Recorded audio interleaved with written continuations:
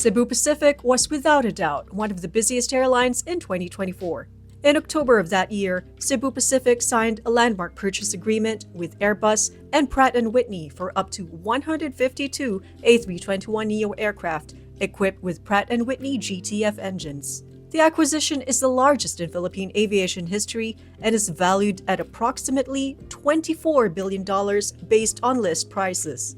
By the end of 2024, Cebu Pacific received 17 aircraft deliveries and carried 24.5 million passengers, an increase of 17% from 2023.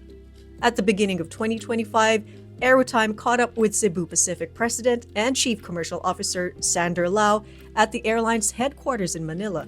In this interview, Lao shares the reasons behind Cebu Pacific's momentous 2024 and what's in store for the year ahead. Xander, it's both a pleasure and an honor to have you at AeroTime. Thank you for your time. Thanks for having us, Gene. Happy New Year. And Happy New Year to you too. Yeah. Speaking of years, Xander, 2024 was a year that took Cebu Pacific to phenomenal heights. We'd like to hear it from you. How was 2024 for you and Cebu Pacific? No, look, 2024 was a great year for Cebu Pacific. In terms of total passengers we carried 24.5 million passengers in 2024, clearly surpassing already even pre-COVID numbers, which was great. And that represented, I think, close to 18% growth on a year-on-year basis. So we were pretty excited with how the year ended. It also gave us the opportunity to expand throughout the Philippines. Obviously, Manila continues to be our main base of operations, but we did strengthen our two existing bases, such as Cebu and Clark, as we increased operations there. But actually, in the fourth quarter of the year, we also established two new bases in Davao and Iloilo. No? So, year of remarkable growth for Cebu Pacific. It's sort of, last year we carried a lot of passengers. This year we are looking forward to carry a lot more, and it sort of sets us up for future growth as well. And let's not forget the historic $24 billion aircraft purchase that Cebu Pacific did. Now, we'd like to hear it from you, from a leader's and an insider's point of view. The months before that decision to make that aircraft purchase, what were the factors behind it, and how was that eventually decided on?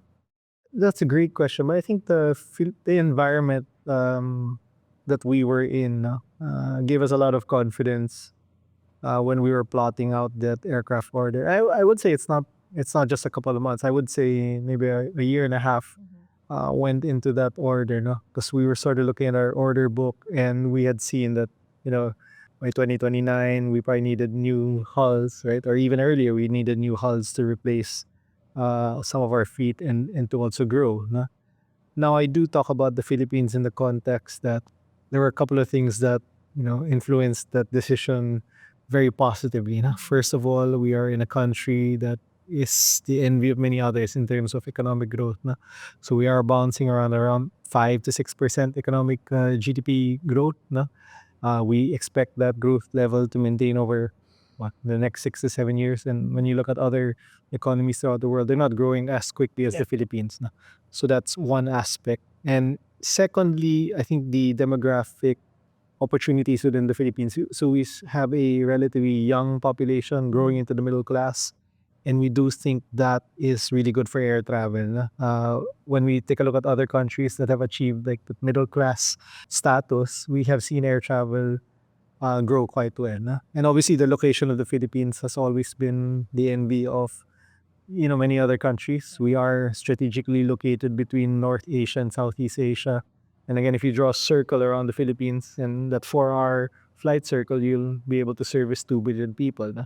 But again, a lot of these advantages have always been there for the Philippines. So high economic growth rate, good demographics, good location. But maybe the other thing that was exciting for us was the development of a lot of infrastructure throughout the Philippines. Clearly, here in our main base of Manila, we are seeing the development of NAIA because of the private consortium that's come in, and also the possibility of another capital city airport opening up, which is the one in Bulacan. So we are excited with that. Now, obviously, it's not just about Manila. We are also seeing developments outside Manila. No? The privatization of Cebu, which was done a couple of years ago, you've seen the benefits, you've seen the capacity come in. Clark has also become a much better airport. The government today is making investments in a lot of smaller airports and as well as privatizing some of the used to be publicly owned airports. So we are seeing capacity come in finally. Na? Y- Even in this chair for so long, and it can be a time consuming effort to ask about capacity and how it's growing, and finally it feels like it's finally coming through. It's finally here. No? Obviously, we at SEB wanted to be prepared and be in a position to, I guess, support the growth of the Philippine economy. And we do think that this aircraft order is one way for us to facilitate air travel. Yeah, and speaking of that, there's up to 152 aircraft coming, right? Yeah. And expansion is on the way. Yeah. And we've been seeing Cebu Pacific transform the likes of Davao, Iloilo, and even Clark into international hubs. Yeah. Can you tell us more about this? Was it intentional to make these secondary cities into an international hub? Oh, absolutely. Because even before the pandemic, we already had international operations out of Iloilo and out of Cebu and out of Clark. Na. It did give us a chance to revisit. Na. We had a really, really good growth opportunity that came up in the second half of last year, which allowed us to develop a lot more of these hubs. Na. And in fact, if anything, we have seen much better performance on international flights outside Manila. Now, clearly, it's more convenient because people don't have to go through another hub or don't have to do another stop in its direct flights. Na. So it is intentional on our part to continue to develop parts outside Manila. Na. Now, obviously, we are just starting some of the international operations in places like Iloilo and Davao again. Na. So for Iloilo, for example, we've seen us deploy Hong Kong and Singapore in the past. Happy to see actually some international competition coming in. Yeah, So they must be doing something, right? we started something. Indeed. And in Davao, it's the same. Na? So Davao to Hong Kong and Davao to Bangkok are just some of the routes. Obviously, we'd like to see some of these hubs grow into a bit more scale. Yeah. But we're conscious that it does take a bit more time. But it is a conscious effort on our part to make sure that these hubs have both domestic and international services where we can. Now, Cebu Pacific's core market is everyone, like the everyday Filipino, and in particular, Filipinos who work and live overseas. Yeah. So how are the new destinations, the new routes decided on? Do you follow the lifestyle and movement of this demographic? And what do you see are the upcoming trends in terms of travel choices or lifestyle of this market? Look, I think the Philippines is still going to be our core market for many, many years to come, right? There's 100+ million Filipinos residing here, developing middle class. Now, I think the routes are different in different ways, right? They're interesting actually. So when we talk about say Bangkok, right? What we're actually seeing is a lot more Filipinos going out, and we sort of expect that because Bangkok's supposed to be a shopping destination, a foodie destination. But we also have routes coming into Cebu from our North Asian countries, right? So whether it's Japan or even Korea, actually not a great majority of those are Filipinos. Na? In fact, we are seeing a lot more Japanese and Koreans flying in directly into markets like Cebu, for example. Right. Na? So I think it really depends on, I guess, the specific demographic. So clearly, the Filipinos are the most important, or not the most important, but rather are the largest and an important segment that we cater to. And because of the growing middle class, we do see a lot more outbound travel, etc. But it is interesting because I think part of our mission is make everyone fly. But actually, we'd also like to see a lot more foreign tourists come, or foreign nationals rather, and visit the Philippines, whether it's for business or tourism. So that's also been part of our focus now. So can we develop something more than the Filipino? We're really thankful. We want to continue to develop our flights for the majority of our Filipino customer base, but we're also conscious that we know international inbound traffic will help local economies. Na. Yeah, that's right. Now, currently, Cebu Pacific's longest flight is on AT30 from Manila to Dubai. Yeah. Are we going to see any expansion beyond Dubai, perhaps by way of code share? No, it's a good question. I think we at Cebu Pacific would like to stick with, I guess, in the short term, things that we are good at. For example, we do think Dubai is a pretty attractive market. There's a large Filipino population there. Australia is roughly the same. No? There is also a large Filipino population down there. No? So we will stick with that. No? I think we recently expanded Dubai from like a daily frequency into 10 times weekly. We are studying other routes, other long haul routes where there is a large Philippine base. But I would say that a majority of our operations are still short haul, or short haul domestic or short haul international flights, and that's where a majority of our time is actually spent. So we do think there's a lot more value to unlock. Can we make our bases, for example, in Clark, Cebu, Iloilo, and Davao, a lot more successful? And we do need to spend a bit more time on that. Now, through the years, Cebu Pacific has really transformed the way people travel, from Filipinos having a quicker and easier option to go home, whether it's overseas or from Manila to their respective provinces, and then now expanding their horizons, offering them an affordable way to travel overseas, and even for international travelers, as you said, if they want to explore the Philippines, they don't have to go through Manila. So I'm sure I'm not the only one wondering, what's the next transformative experience that customers can expect from Cebu Pacific? We'd like to really focus a lot more on our digital experience. We have invested in the last few years in improving our digital experience. So whether you are buying a ticket online or even checking in, and I guess we're one of the few carriers here in the Philippines that encourage really digital check-in processes. We know the infrastructure isn't going to grow as quickly, but why do you need to wait 30 minutes in a line when you can go straight to the gate if you don't actually have a bag to check in? And we see more than half of our domestic passengers not checking in baggage, and they can go straight to the gate. So we're trying to make the, I guess, experience a lot more seamless. Obviously, we have a lot of improvement to do. But, I think the pandemic has allowed us to explore new payment channels, for example.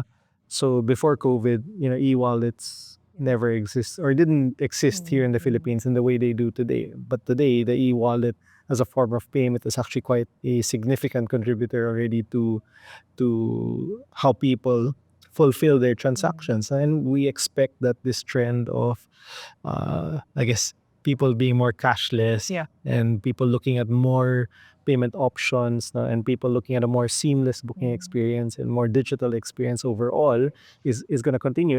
And we intend to continue to make investments in that regard. We have, migrated away from voice, right? We have for the longest time, invested in chats, and we have seen the efficiencies of that come out. Are we good? Are we great at it? I'd say we probably need a bit more. We do need to make additional investments to make it even better. But that's something we always try to strive at here. And how do we make that digital experience better? Again, whether you're booking a ticket or whether you're on board. Yeah. Okay, now beyond the digital front, is there any, product-wise, will Cebu Pacific offer something better, like maybe premium seats or in terms of meals to its customers? We are a low-cost carrier, so we need to make sure we're super focused on that, right? I mean, at the end of the day, if we take a look at our product versus the others, the one, not the one thing, but the thing that we do offer is making sure that it's affordable, it's safe, it's convenient, and it's on time. So whether, if you ask me, are we going to invest in business class or maybe in-flight entertainment? Probably not. We have done already, as you know, a lot of in-flight power because people bring their own devices. What's most important is to make sure they're charged throughout the flight and they have access to that. I do think as a company, we do need to take a look at onboard or in-flight Wi-Fi and what the opportunities for that are. But clearly, we're very early in that stage. In terms of the product suite, we have introduced what we call ambient meals. So we have recently rolled that out. We have come out with, I think, it's no longer pre-ordered because in the past you'd have to pre-order in order to get a meal. Today we are rolling out what we call ambient meals, and the take-up for that actually has been quite good. We rolled it out, I think, in November or December, and we have seen the take-up to be quite strong. So ambient meals, they can make that choice on board. Yeah, they can make the choice on board. The crew will just reheat it and serve it, and Nice. actually, it's quite good. We've tried it before we rolled it out, and I must say the chicken is quite good.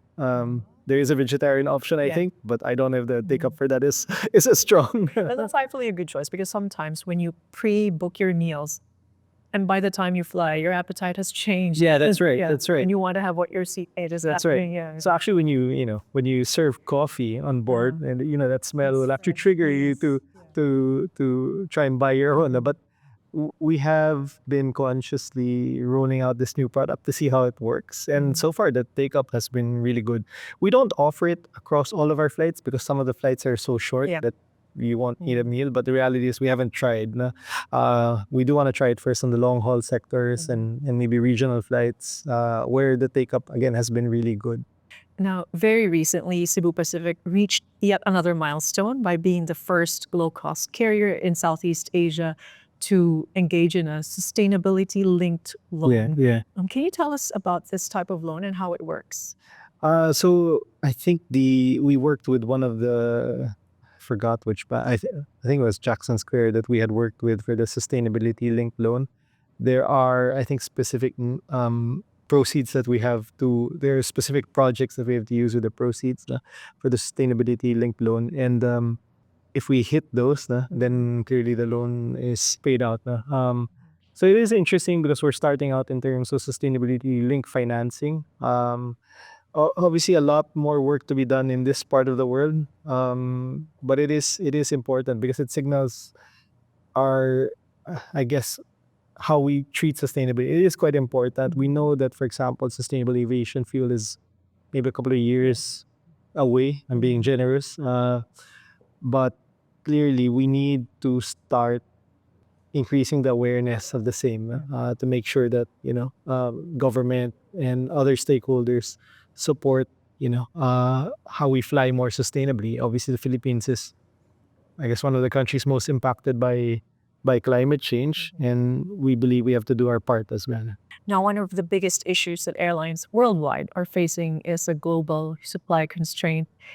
How is Cebu Pacific faring in dealing with this, and especially against its competitors? The supply chain constraints, which I think started initially with Pratt and Whitney, but clearly with the OEMs, right? Both Airbus and Pratt and Whitney have had problems with their own supply chains, which is why we've seen in the past delivery delays and the like.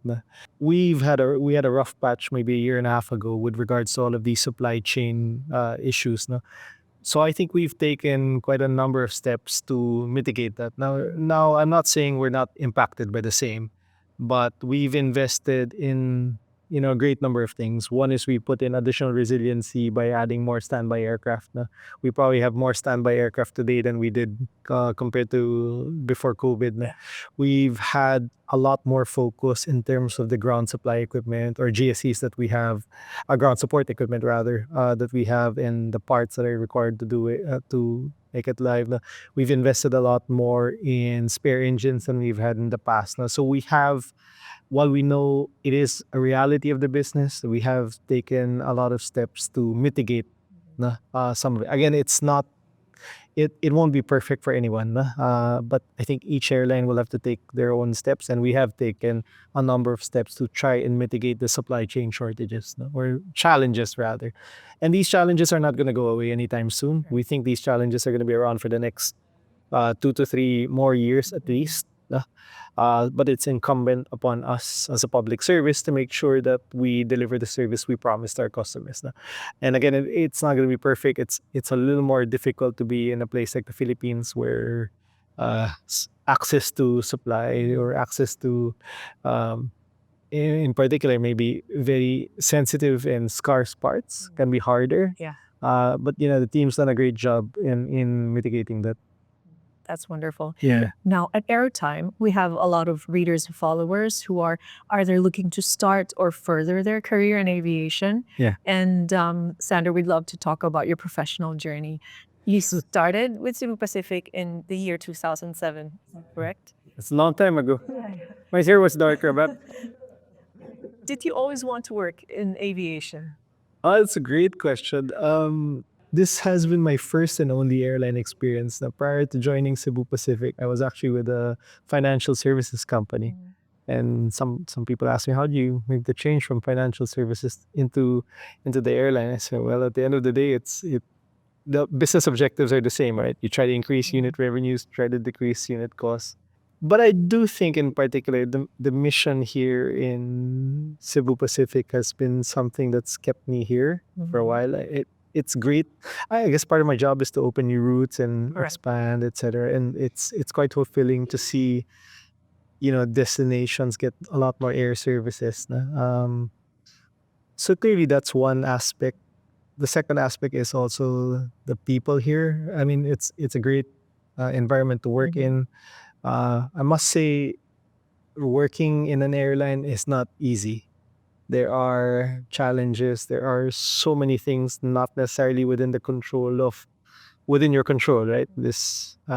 But it's great to be working in an environment that's quite open, that's challenging, and you know, teams been really great. I really can't ask for any. I mean, you did say I started in 2007. Sometimes it feels like, time flies by so fast because we're having so much fun, right?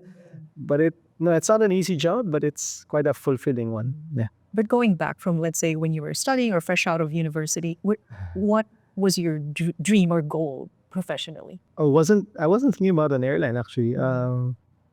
I think initially funny because my mom wanted me to be a lawyer. My dad, who was a banker, wanted me to work in the bank, and I said no, I don't want either. So I sort of stuck to the middle, and I said, look, I want to see things grow.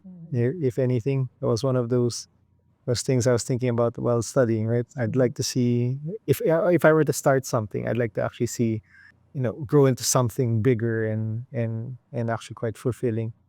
And to be honest, the role here at the airline and many roles here in the airline, you have that opportunity, right? Yeah. So whether, again, personally, it's my favorite story is really Siargao. When we started that, I can't remember when we started it, but we were sort of laughed at when we started it. We only started like a twice a week service out of Cebu, and they were saying there's no one there. It's just mga nipakat, and it's just like it's small. There's nothing there. There's no one there. But when we first landed there, it was funny because the airport was like a small shed, and there was a weighing scale to weigh your bags, and there's really nothing there. But today, Yeah, it's like a hot spot. yeah, it's a hot spot. There's like 9 flights a day into Siargao. And you can see that the economy is developed, tourism's come in, Obviously there's some things that need to be managed better because of that. But at the same time, you see a lot of development in the community, you see a lot more access, which is great. And when we were going around there, one of the we were on a tricycle, and the guy was saying, gosh, it's such a hard time to get help.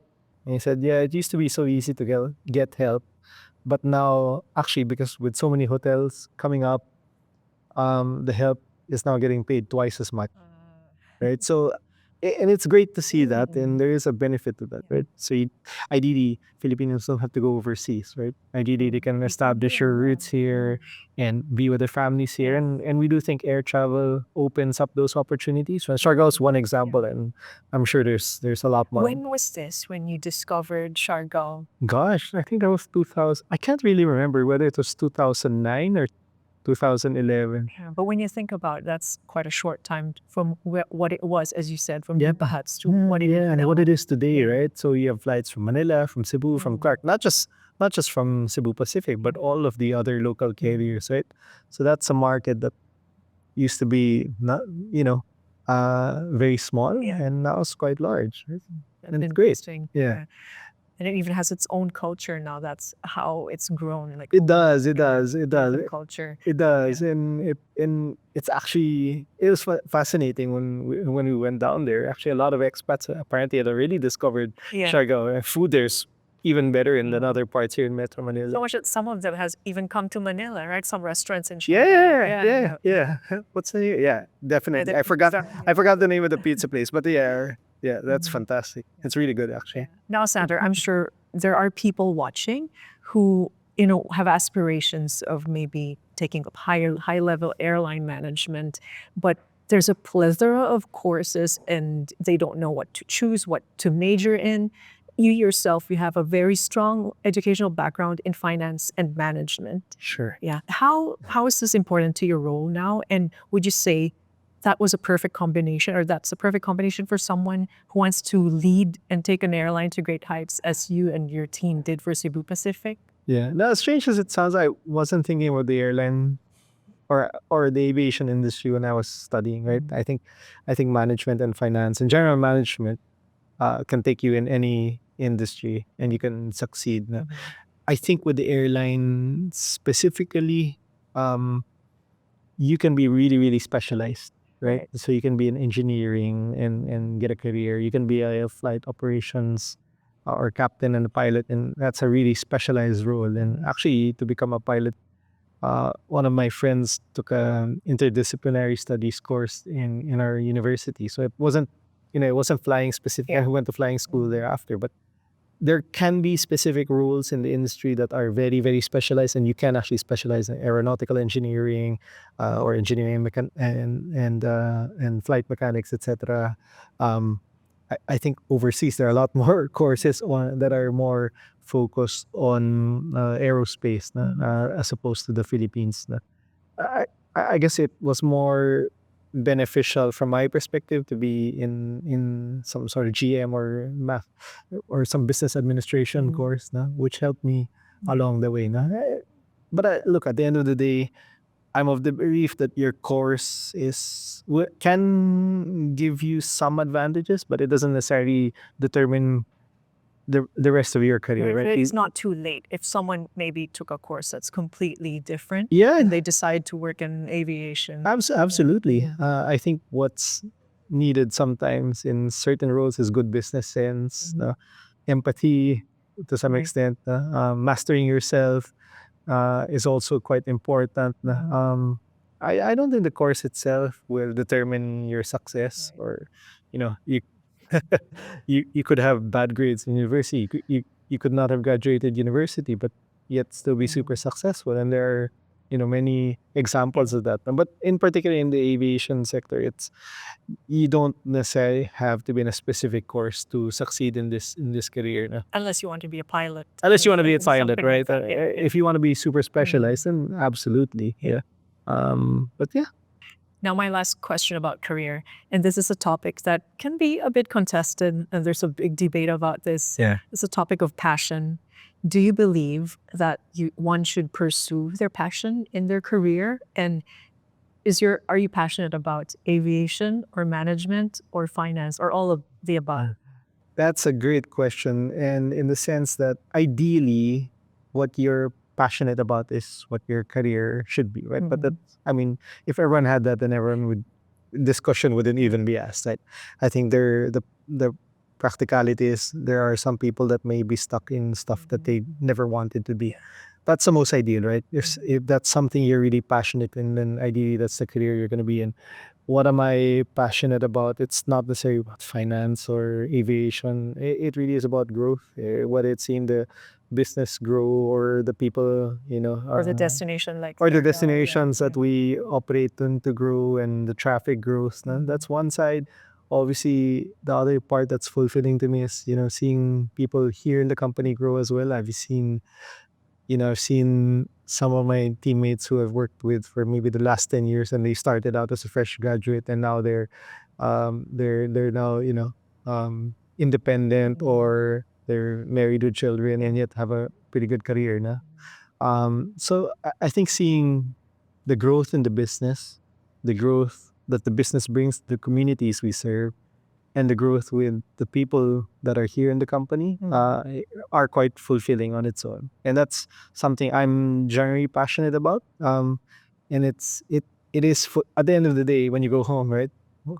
Sort of think, what did I do today? Okay, again tomorrow, and again reflect. And actually, you don't think of it on a day-to-day basis, but there are times where you get some quiet time and you're able to reflect on what could I have done better, what did I do well, right? And these are the things you sort of think about and reflect on. Yeah, It's a good thing to be passionate about because that can be outside of your career. If absolutely. if you're passionate about seeing things grow, that could be for yourself, relationships. And then when you see this, as you said, people or destinations, it's your body of work. Absolutely. Well, yeah, absolutely. And it takes a village to get things done, right? I mean, it's great. And again, I go back to the team. I don't think we could have grown the way we've grown. I mean, in December, we carried more than 2.5 million passengers. We were setting records in terms of total flights operated, but it was generally uneventful, and that's how operational delivery or execution should be, right? You want to make sure that here's what you promise and here's what you deliver, right? And nothing more, nothing less. Ideally, it's exceptional service. In a constrained environment, that could be really difficult, right? But and it was uneventful, and yet it was executed. Nice. Yeah. And finally, Senator, to conclude this wonderful discussion, Sure. it's the beginning of the year. What does 2025 look like for Cebu Pacific? It is, this year is going to be a high growth year for us. We do think we're going to be growing around 20-ish%, maybe low to mid 20s. And that's because of the growth that we started in the fourth quarter of this year. And maybe looking back, last year was super busy. Like we opened 24 new routes. We established 2 new bases, all in the span of maybe 4 to 6 months. So looking towards this year, we intend to try and develop and continue a lot of the markets that we started out now. So we opened 24 new routes. By the way, not all of those will survive. I'm sure some of them will fall to the wayside. But it's part and parcel of our growth strategy, and to make sure that we're going down this path to grow our bases both in Manila and outside Manila. So obviously a lot of growth. In terms of deliveries this year, I think we're just taking 7. Last year we took around 17 new aircraft. This year maybe only around 7. So that'll keep us busy. We're also looking forward to the integration of AirSwift into our main operations. Now today they're still on separate websites, etc. So that piece of work is going to be undertaken as well. So we are going to be in a high growth phase, at least for the first, for throughout this year. But a lot of that growth already started in Q4. So it's really making sure that we're able to sustain it. In fact, started the year, we launched Sapporo. So maybe one of many route launches throughout the year, but we'll continue to grow. And that's something we need to make sure that is sustainable, rather. You can't keep growing for growth's sake, right? It needs to be sustainable growth as well. Well, that sounds like an exciting year ahead. Indeed. Thank you very much for your time, Xander. Thanks, Gia. Thanks so much.